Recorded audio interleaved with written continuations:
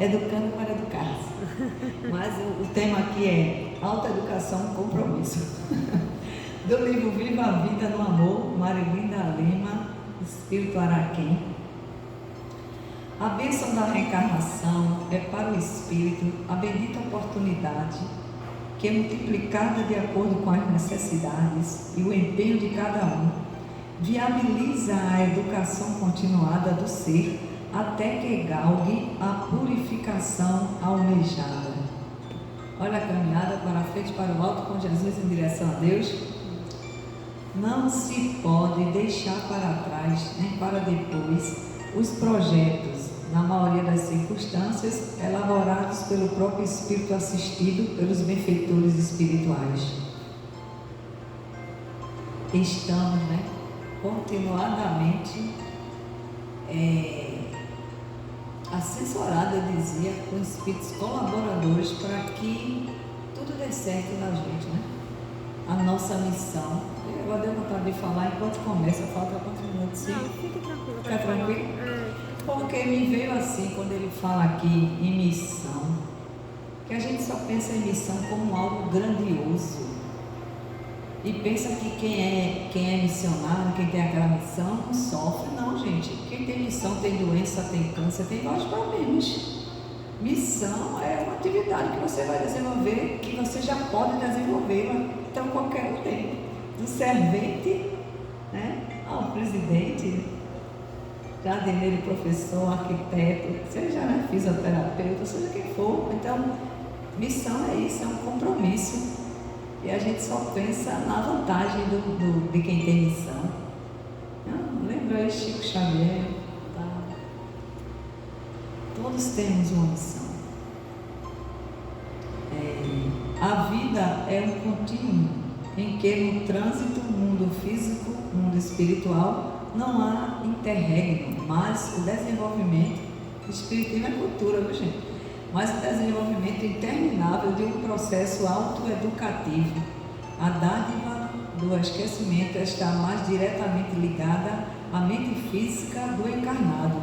Contudo, seu perispírito guarda marcas reencarnatórias inapagáveis no arquivo memória, que armazena a história ininterrupta do espírito nas suas diversas encarnações.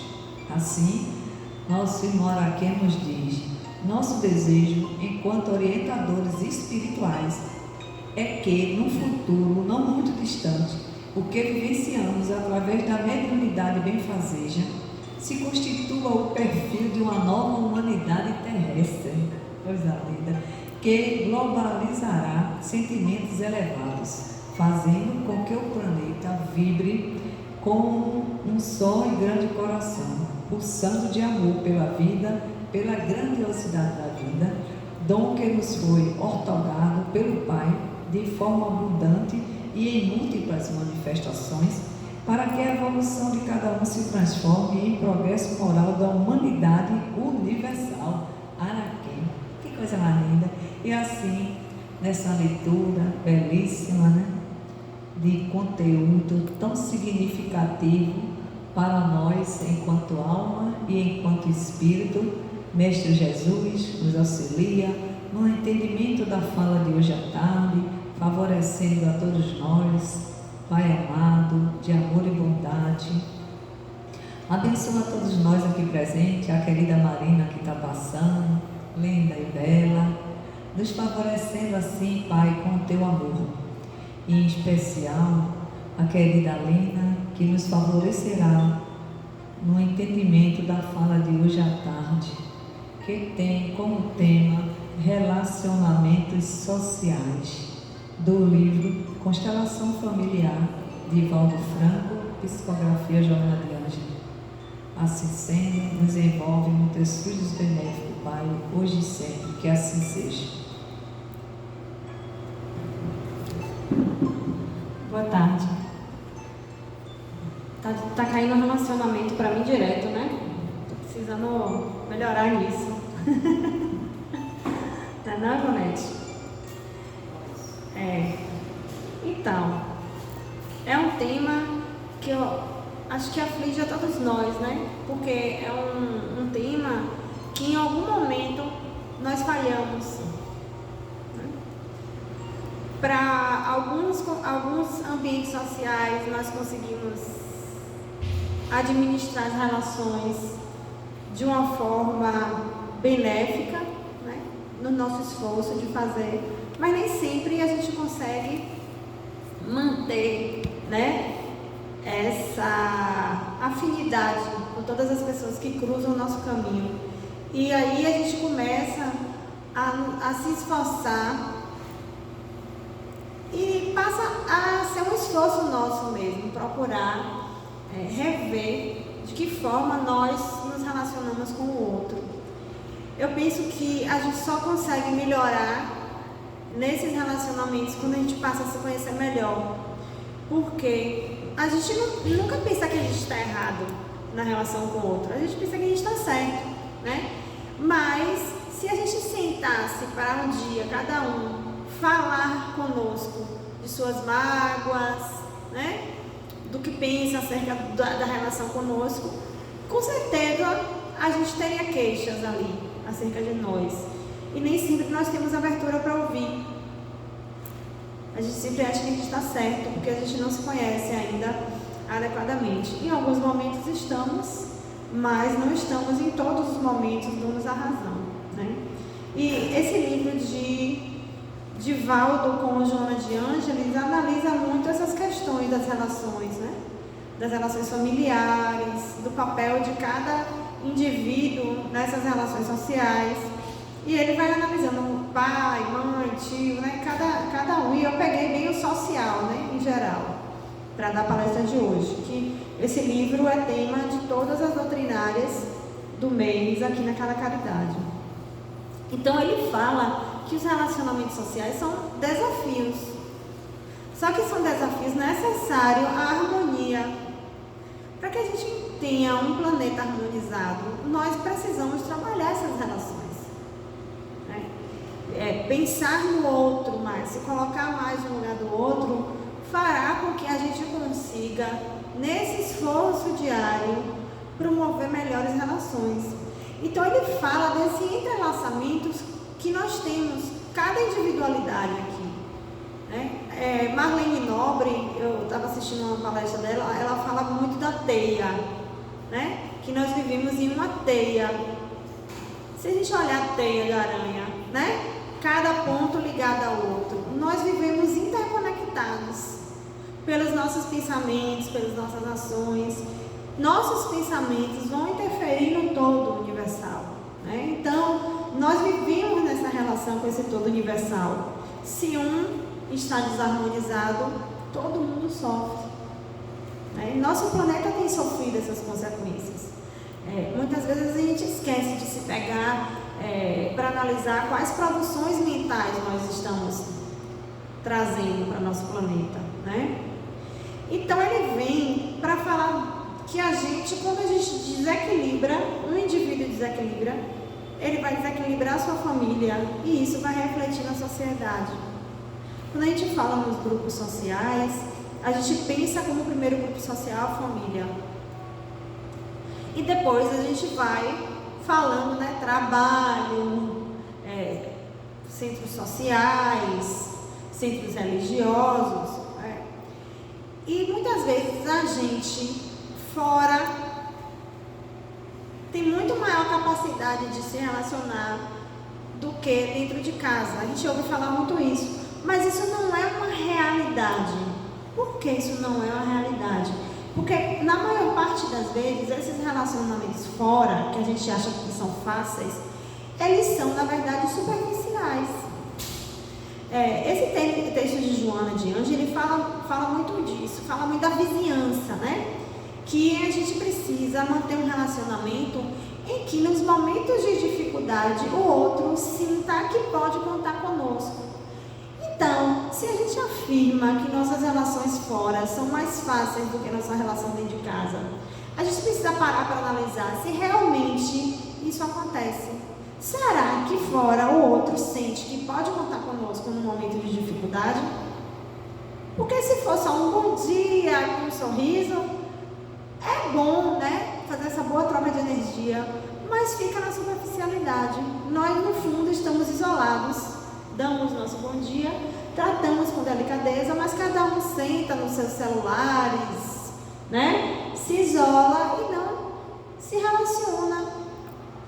Por que na família a gente tem mais dificuldade, então? Justamente porque é na família onde a gente demonstra nossas fraquezas, onde a gente se sente aberto para falar sobre o que nos incomoda, onde a gente extravasa nosso estresse no dia a dia, e o outro está lá suportando o nosso gênio, nosso egoísmo, né?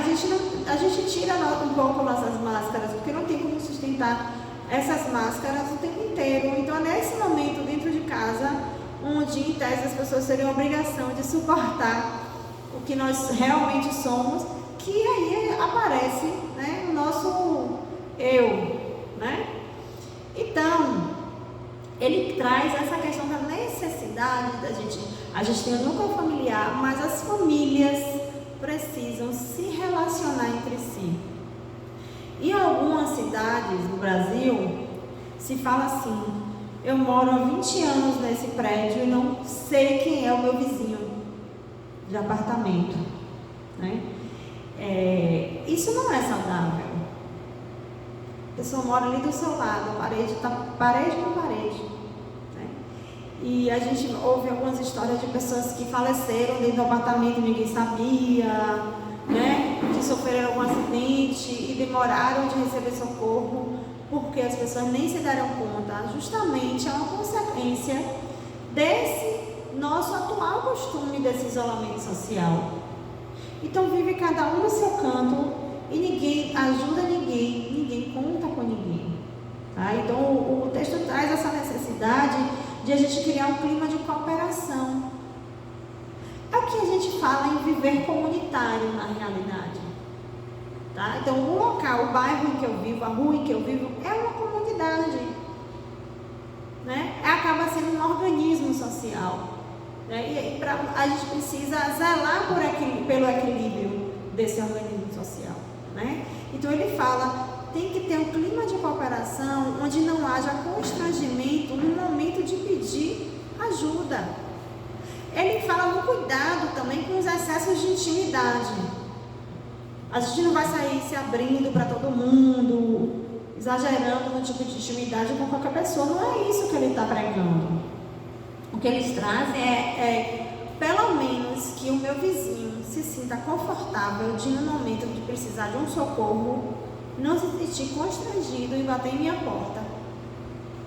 Ou, se eu vejo que minha vizinha está 2 dias sem sair de casa, eu vou achar estranho, né? Se eu sei que todo dia de manhã ela sai na porta e bota o lixo lá fora e vejo que hoje ela não fez isso, eu vou achar estranho, né? Então eu vou buscar saber o que é que está acontecendo. A gente se isola tanto que um não sabe do outro. Uma certa vez eu li uma história, eu não lembro bem onde foi, mas falando de um senhor que toda vez que entrava no trabalho dele, ele dava bom dia ao vigilante. Ninguém dava. O vigia era invisível. Assim como em outras profissões a gente vê isso também. Então todo dia de manhã ele entrava, dava bom dia, saía de tardezinha, dava boa tarde. Num desses dias ele estava dentro do trabalho e precisou entrar num daqueles freezers grandes que parece um quarto para pegar alguma coisa e acabou ficando preso lá dentro. Ninguém percebeu. Só que o que aconteceu? O vigia percebeu que ele não saiu. Justamente porque ele era quem dava bom dia, dava boa tarde. Percebeu, eita, doutor fulano não saiu. Aconteceu alguma coisa e foi procurar ele. Encontrou ele, né? E ajudou ele a sair. Então, isso faz com que a gente dê visibilidade, né? Nesse momento, a gente fala assim, ó, quem ocupa uma posição social menor é invisível. Mas no momento em que esse senhor ficou preso no freezer, o invisível era ele, porque ninguém percebeu partir do momento que ele só trata o outro como um igual, que merece pelo menos a dignidade de você olhar para ele e dar um bom dia, né? Então ele também foi notado. Então nós precisamos olhar um para o outro. Eu digo isso porque eu não estou falando de uma maldade, de crueldade. Eu estou falando da invisibilidade. A gente ignora o outro sem nem perceber. A gente nem...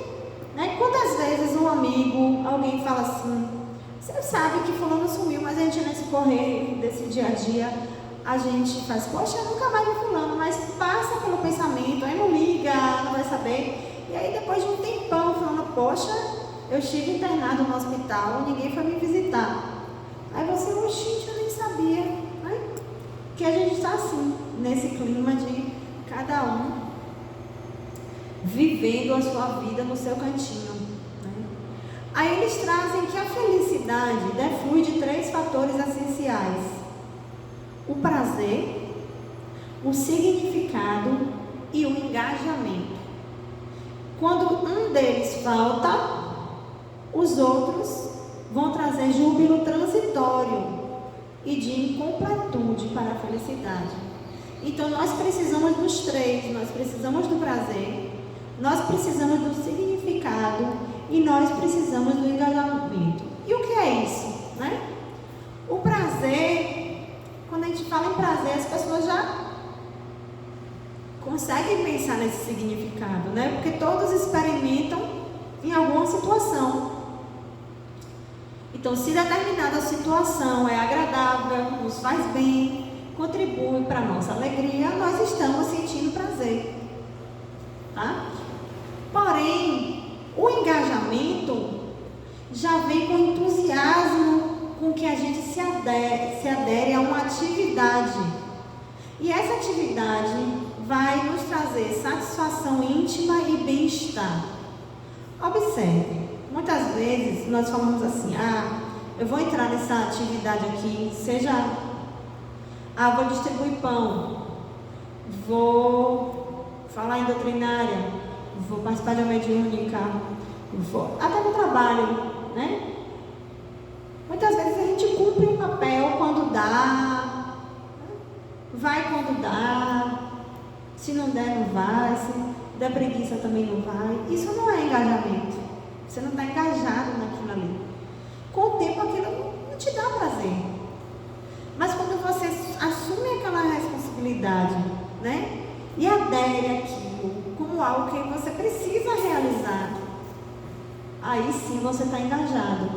E esse engajamento contribui para um mais amplo sentido existencial. Então a gente tem que pensar, eu estou engajado no que eu me proponho a realizar ou eu só compareço de vez em quando? Eu pensei muito sobre isso, porque eu estava conversando com um amigo que é psicólogo e falando da minha preocupação, que os jovens estão muito deprimidos, né? E aí ele falou, e eu estou preocupado porque o tipo de depressão que eu estou vendo é diferente. É meio assim, tanto faz, sabe? Não é assim, eu estou sofrendo, que a gente imagina da depressão. Não, tanto faz. Vai fazer sol, vai fazer chuva, tanto faz. Você quer o que para a sua vida? Tanto faz. Tanto faz viver, tanto faz morrer. Entendeu? Você vai fazer isso aí, se você fizer isso aí, você morre. Tanto faz. Isso é também uma falta desse engajamento. Porque você não tem um objetivo, você não tem um direcionamento na sua vida. Então, o tanto faz não é saudável, não é. A gente não pode confundir com a fé, de entregar nas mãos de Deus. Porque fé, toda a literatura em que a gente fala da prece, da fé, fala de uma fé ativa, de você já ter uma meta, de você correr atrás de uma meta, de você trabalhar, não de um tanto faz, né? Então, o engajamento dá um significado à vida. E aí, esse significado é o terceiro item. Então, a gente tem o prazer, um engajamento e um significado. Esse significado é o valor que eu atribuo à minha própria existência. Se eu estou no tanto faz, é porque minha existência não atribui nenhum significado a ela. Que tristeza que nós entramos nessa era. Eu falei para ele que a depressão nihilista, né? É um vazio, né? É um tanto faz, de não ver valor em nada, né? Então, é um objetivo dignificante atribuído às nossas realizações. Equivale a todo e qualquer trabalho que promova o treino, que o ajuda na solução dos desafios e na conquista de patamares mais elevados na vida. Quantas vezes uma pessoa, quando não está bem, está sem significado, está sem trabalho, a gente fala assim, vá fazer um trabalho de caridade, fica parecendo uma coisa de, vou inventar um nome, religiosismo, né? Não é. Por quê? Quando a pessoa começa a fazer esse tipo de atividade, que ela começa a ver o sofrimento do outro e ela se vê útil ajudando o outro, ela se engaja. E quando ela se engaja, ela sente prazer de estar ali.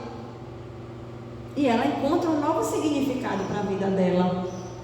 Por isso que a gente fala como a caridade faz bem. Não é simplesmente, também, mas não é simplesmente porque eu fiz um bem a alguém e a pessoa vai devolver uma energia boa. Não é só por isso, tá? É porque a gente encontra um motivo para seguir em frente, para querer estar no lugar. A gente se sente bem, né? E aí ele traz um trecho. O significado encontra-se não raro em comportamentos religiosos, mas não somente neles, que facultam ao indivíduo a visão espiritualista, a convicção em torno da sobrevivência do espírito à morte física, a ação da benevolência, da compaixão e da caridade. Quando a gente não encontra essa atividade, esse significado, né? O que acontece muitas vezes? A gente acha, como pra gente tanto faz, pro outro tanto faz também se eu vou viver ou vou morrer. Eu já vi algumas pessoas questionando assim, como é que meu filho foi se envolver nisso, foi fazer aquilo, não pensou em mim? Mas a pessoa quando está assim, ela está num vazio tão grande que ela não consegue nem pensar em ninguém, porque para ela as coisas estão vazias de significado, né? Então, aí como é que a gente pode ajudar essas pessoas, né? A gente, claro, precisa do tratamento psicológico, mas buscar engajá-las junto conosco em algo que ela sinta prazer. Não necessariamente o que ela sente prazer é no que a gente sente, porque às vezes o que a gente quer é que ela siga o caminho que a gente quer. Ah não, eu vou para o centro espírita, eu vou vá também, que o que vai te fazer bem é ir para o centro espírita. Às vezes não é isso que a pessoa quer, mas a gente pode encontrar outras formas, né? Eu tenho uma colega que ela ajuda muito animais de rua, ela trata, ela leva para castrar, ela acolhe por um tempo, devolve ao dono, tal. Isso aí, ela trouxe um significado para ela. Ela está se sentindo útil, fazendo algo de bom. Olha quanta energia boa ela atrai. As pessoas já passam a buscar, olha só ver que a senhora cuida, já passam a buscar ela, vira uma referência do bem. Então, a gente não tem que achar que aí tem que ouvir aí do comentário, em vez de se preocupar com gente, se preocupa com o animal. Gente, a gente precisa de alguém que se preocupe com os animais sim, com as plantas, com a floresta. Tudo que é criação de Deus é precioso. Então precisamos de pessoas que se preocupem com gente também. Mas se a pessoa tem um engajamento e encontra um significado em algo, por que é que a gente tem que desconstruir isso? Né? Se eu me envolvo num vazio, eu fujo para onde? O que é que resta para mim? Álcool? Droga? Me machucar? Suicídio? Quem vai se detendo em situações que acabam gerando muitas vezes o desenlace por conta de que não dá valor nenhum à vida. Então precisamos encontrar. E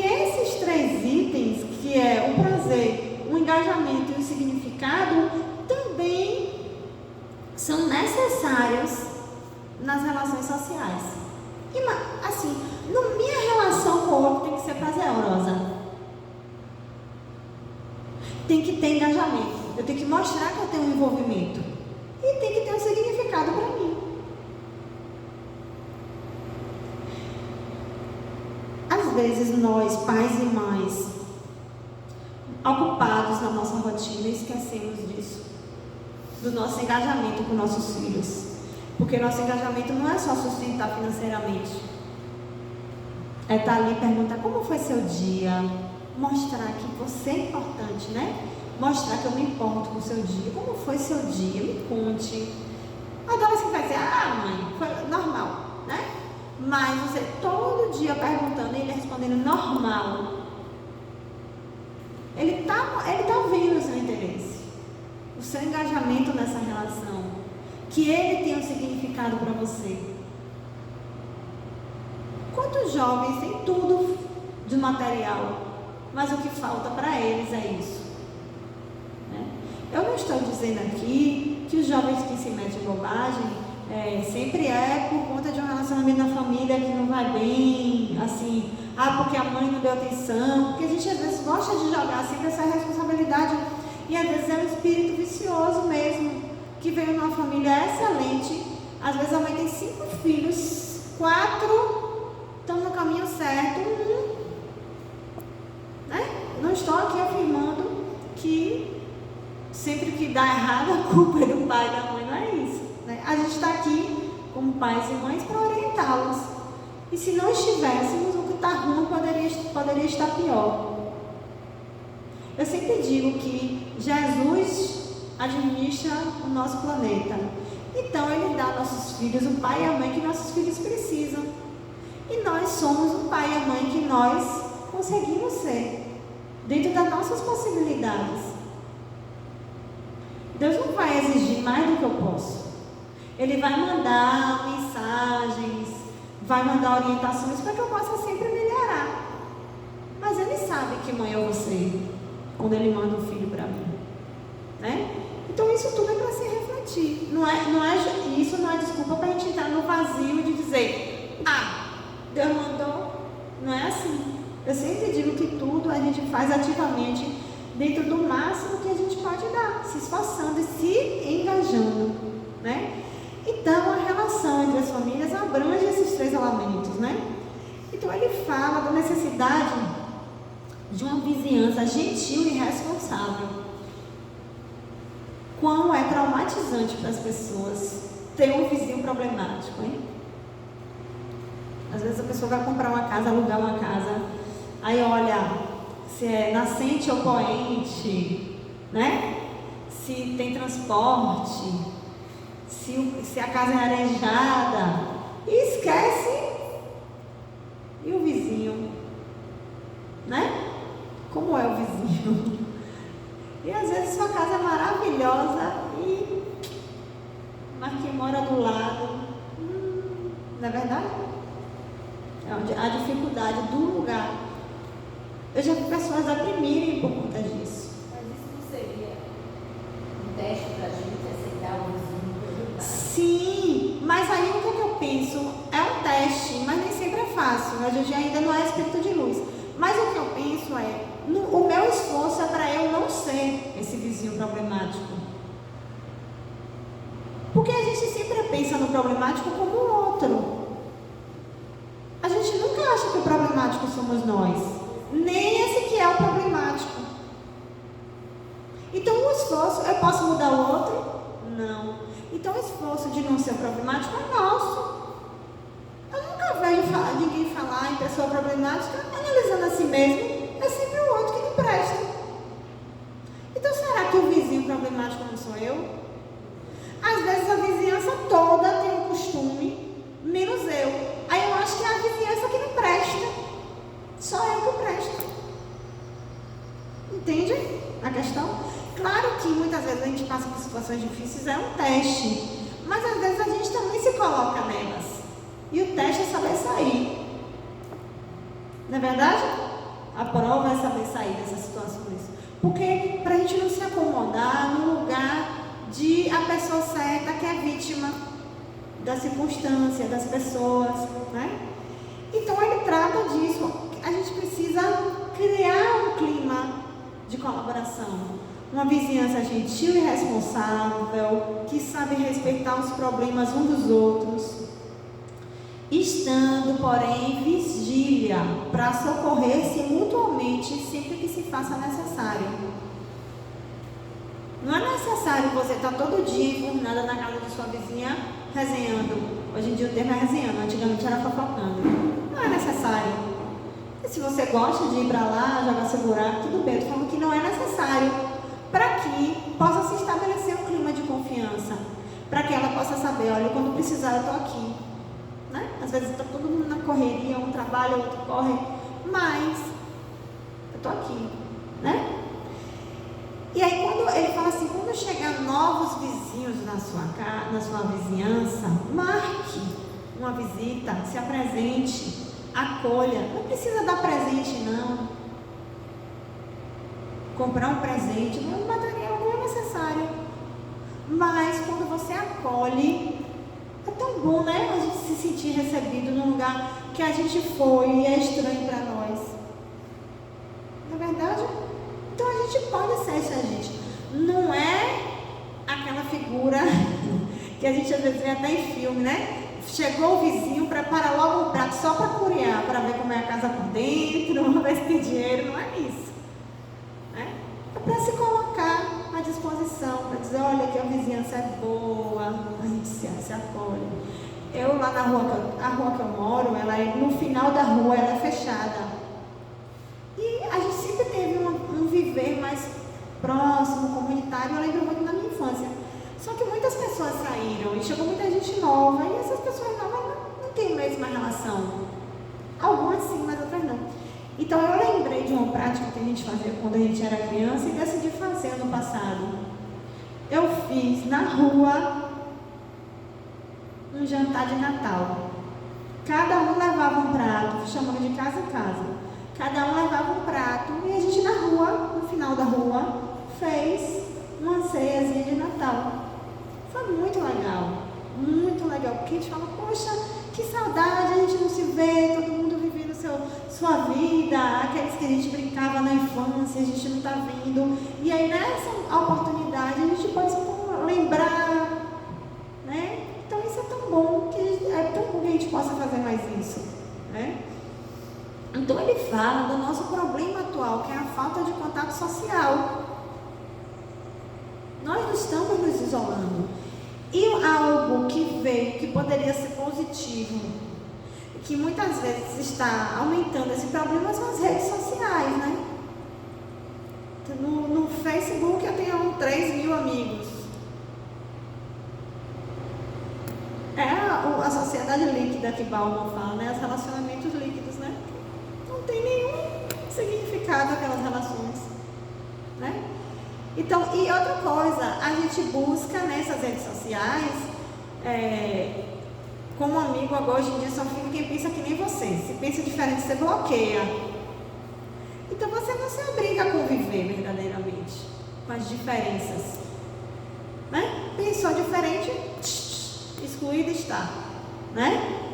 Então, é pra gente refletir, né? E ele fala que muitas vezes esse isolamento e esse não conhecer o vizinho, a gente se fecha justamente para a gente não abrir portas para o vizinho inconveniente. A gente não quer ser incomodado, né? Então, a gente precisa rever de que forma dar limites para as relações, mas deixar aberto, né? Esse pode contar comigo, né?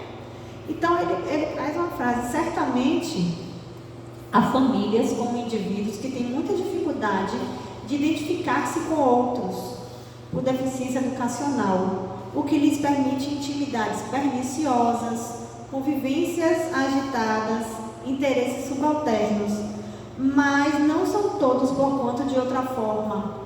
Não são todos, por conta de outra forma, encontram-se pessoas e grupos familiares sadios, moral e espiritualmente, que sabem respeitar as conveniências dos outros, mantendo-se amigáveis, mas discretamente distante dos distúrbios de uma convivência perturbadora. É aquilo do limite. Até onde essa relação vai, né? Não é fácil dar limite, né? Também. Aí a gente precisa ter esse bom senso, né? De estabelecer qual vizinho a gente quer mais próximo, qual não tão próximo, mas que a gente esteja disponível para que, quando ele precisar de ajuda, a gente possa ajudar, né? Ainda mais se for alguém só. Então ele fala que a vida em sociedade é necessária para o desenvolvimento ético e moral do indivíduo. E a gente vê sempre nessa literatura que a gente estuda que não adianta se isolar, que não é assim que você vai evoluir espiritualmente. A gente evolui na convivência social. E aí ele fala, só que o problema hoje é onde estamos buscando esse convívio social. Que tipo de convívio social estamos buscando? Clubes, bares, festas ensurdecedoras. Que tipo de troca social a gente vai ter nesses lugares, né? Aí ele fala que então, o que é que a gente estimula? A busca desenfreada de estímulos fortes em alcoólicos, em experiências sexuais ligeiras, sem sentido, despertando da ilusão com mais inquietude e solidão. Então a pessoa sai em busca dessas experiências, volta e acorda no vazio. Porque essas experiências são vazias, não trazem significado. Se a gente se repete, né? Lembra que eu falei que aquelas 3 coisas necessárias que a gente precisa ter as 3? O prazer só pelo prazer traz o vazio, né? Então a gente precisa do prazer, a gente precisa do engajamento e a gente precisa do significado. A gente precisa dos 3. Eu achei esse texto muito legal porque eu adoro isso, né? A gente pode fazer um checklist. O que está faltando na minha vida desses 3? E de que forma eu posso trazer isso para a minha vida, para ela melhorar? Porque quando a gente vê uma pessoa mais espiritualizada, uma pessoa que está mais em tese equilibrada, que eu acho que por dentro está todo mundo meio tontinho por causa da transição, né? A gente pensa que é assim, que é tudo fácil. Como se a gente não tivesse sempre o tempo todo lutando com, né, nossas lutas internas. Todos nós fazemos isso o tempo todo. Algumas pessoas têm mais eficiência em detectar. Onde eu posso encontrar essa paz? Mesmo que de vez em quando, né, alguma circunstância me tire do eixo, mas como é que eu consigo me reequilibrar? E aí, é o que eu falo, às vezes a gente faz assim, ó, tô desesperado, vou pro centro, vou pra igreja. Aí vai, naquele momento se sente melhor, mas não vai mais. Cadê engajamento? Nenhum. E aí cai no vazio de novo. Aquela experiência não teve significado para você, né? Então a gente precisa de trabalhar para estar bem, dá trabalho, paz, dá trabalho. Estar em paz dá muito trabalho. Porque a gente ouve a palavra paz, parece uma coisa assim, né? Que vem de forma natural. Vem de forma natural para quem já trabalhou muito. Aquele espírito que já vem muita luta, né?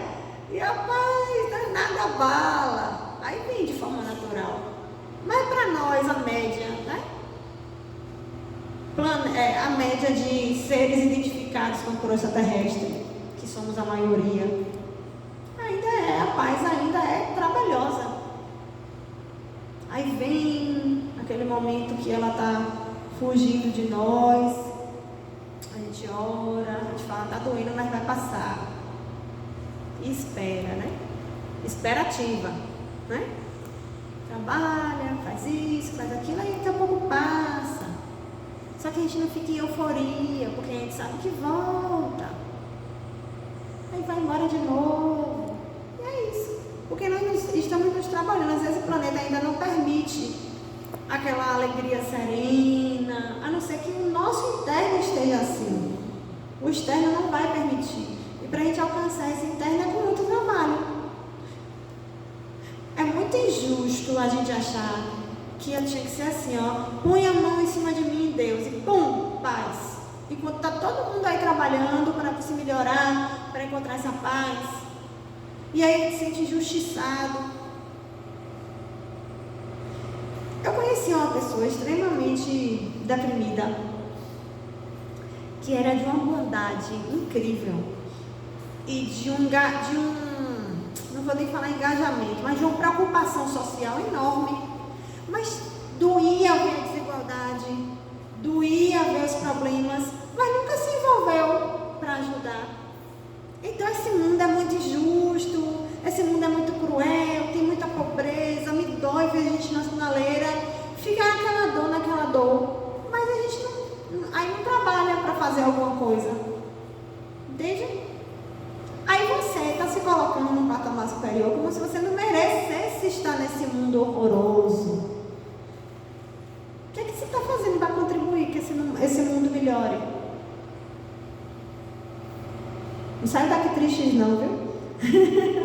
Então, ele fala da necessidade dessa convivência positiva e agradável, em vez de ficar nas disputas de quem tem razão, né?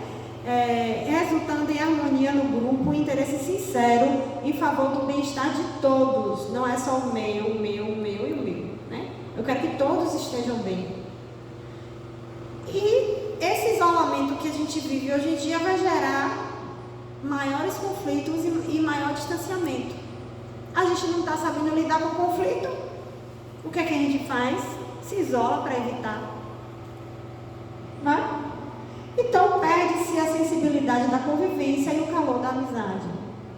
A gente ainda vê hoje de vez em quando nas redes sociais, bom era aquele tempo que a gente botava as cadeiras na porta para conversar e um vizinho vinha ao outro e a gente convivia. Realmente, bom era aquele. E a gente brigava, daqui a pouco todo mundo fazia as partes, estava rindo de novo, conversando, jogando buraco, jogando dominó, né? Por quê? Porque a gente tinha um ao outro. Hoje as pessoas não têm mais umas às outras. Poucas pessoas se botam disponíveis. Vai que eu me coloco disponível e resolvem realmente me pedir ajuda, né? É muito difícil se ocupar do outro, né?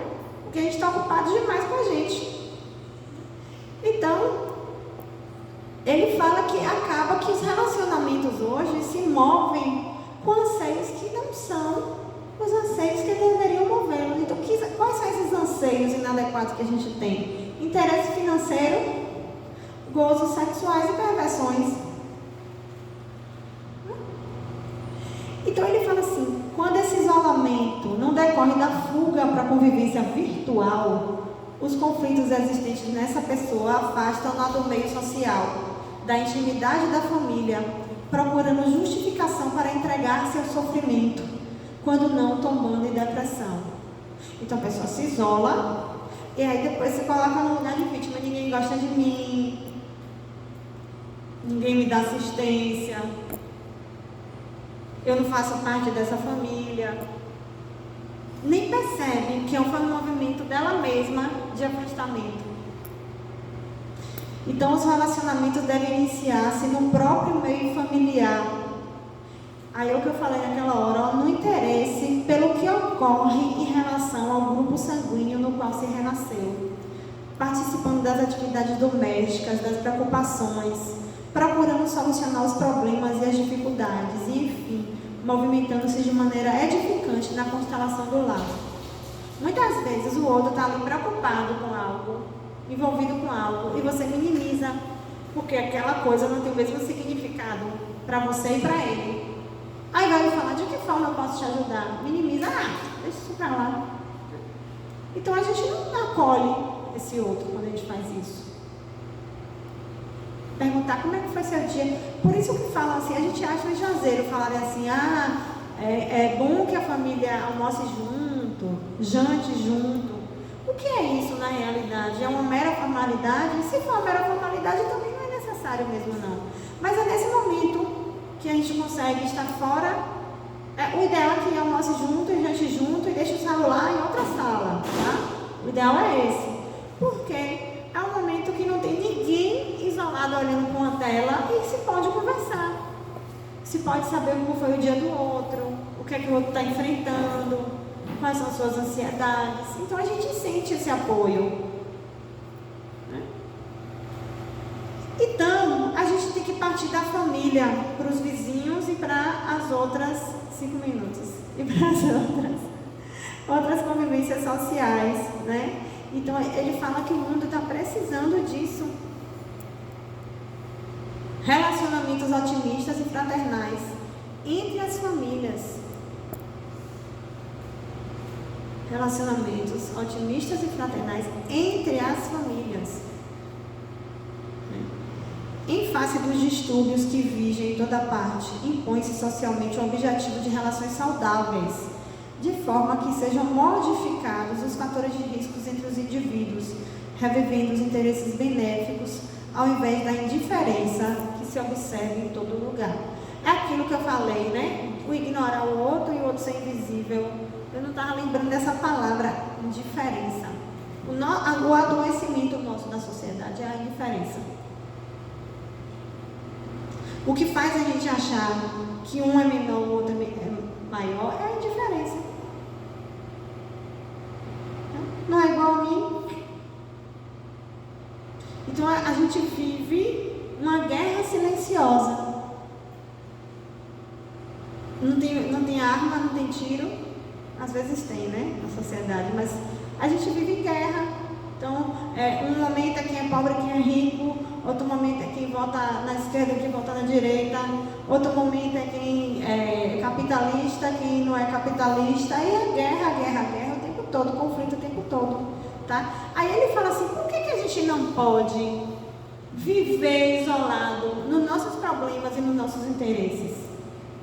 E o que aconteceu com ele é problema dele. Ele traz o que ocorre com o próximo, com o vizinho, é anúncio do que irá acontecer mais tarde com aquele que fica insensível à sua aflição, que evita ajudar para não se comprometer, tornando-se antissocial, antifraterno e egoísta. A vida é resultado do amor, e este trabalha em favor da solidariedade com todas as formas existentes. Solidariedade com todas as formas existentes, mineral, vegetal e animal. Então no meio ele ainda bota o respeito que nós devemos ao nosso planeta, né? Através, portanto, dos relacionamentos familiares que facultam solidariedade e compreensão, instala-se o reino de Deus nos corações, proporcionando real motivo para uma família ditosa e uma existência individual e grupal feliz. Não está fácil para ninguém, né? Não está.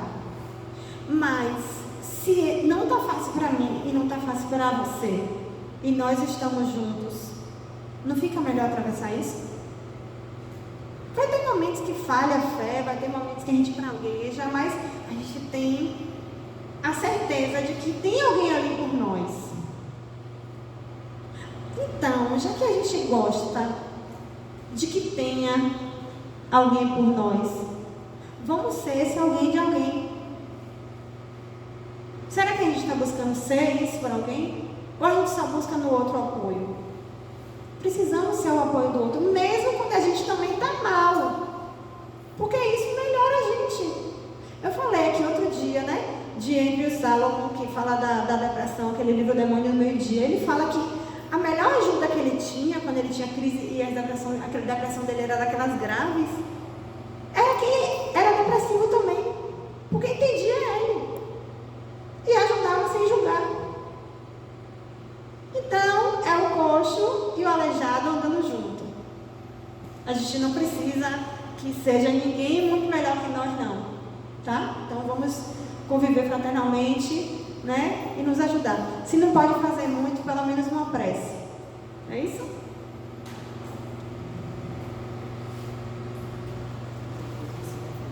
Sim, senhora. Vamos agradecer, né, a Lina Lins pela participação, facilitando o entendimento desse tema. Nesse mês de agosto, temos como tema central família, compromisso universal. E está sendo, né, desenvolvido vários temas do livro Constelação Familiar, psicografia de Divaldo Franco, ditado pelo Espírito Joana de Ângeles. Agradecendo a espiritualidade amiga e benfazeja, devolvemos a palavra a Alina Lins para que profira a prece final.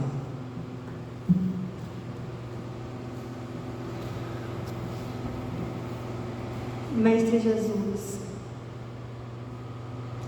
quão sofrido ainda estamos por não compreender verdadeiramente a mensagem que trouxeste para nós.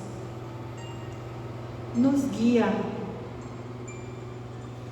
Sei que teu esforço é grande e que puseste perto de nós todos um espírito protetor que busca nos auxiliar. Sei que falhamos, não ouvindo suas orientações e não detectando sua presença. Como somos ainda tão pequeninos e incapazes de escutar os apelos da vida espiritual, Mestre, que possamos sempre identificar uma presença carnal de referência que nos apoie e nos oriente, e assim que possamos também nos converter no ponto de apoio para criaturas que sofrem como nós. Agradecemos a oportunidade de estar aqui nesse planeta que foi construído com tanto detalhe, com tanto carinho, que possamos respeitar essa casa que nos acolhe. Que assim seja.